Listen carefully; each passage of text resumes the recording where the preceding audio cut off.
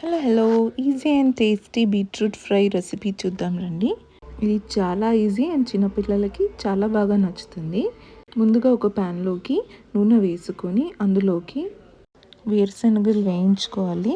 ఆ తర్వాత ఆవాలు, వెల్లుల్లి, కరివేపాకు, ఎండుమిర్చీలు వేసుకోవాలి. ఇది బాగా ఫ్రై అయ్యాక సన్నగా కట్ చేసి పెట్టుకున్న బీట్రూట్ వేసుకోవాలి.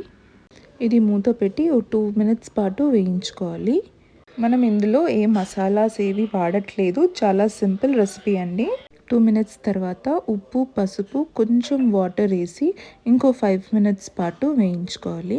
మధ్యలో కలుపుతూ ఉండాలండి, లేదు అంటే మాడిపోయే ఛాన్సెస్ ఎక్కువ ఉంటుంది. ఇప్పుడు ఇందులోకి మిరియాల పొడి వేసుకోవాలి. ఇందులో పచ్చిమిర్చీలు, కారం పొడి మనం వేయట్లేదు కాబట్టి సరిపడా మిరియాల పౌడర్ వేసుకోవాలి. ఒకవేళ ఈ రెసిపీ మీ పిల్లల కోసం అయితే మిరియాల పొడి అవాయిడ్ చేయొచ్చండి.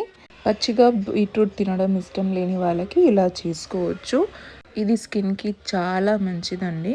1 minute సాట్ చేశాక easy and tasty beetroot fry is ready. అందరూ ఈ రెసిపీ ట్రై చేసి ఎలా ఉందో కమెంట్లో చెప్పండి.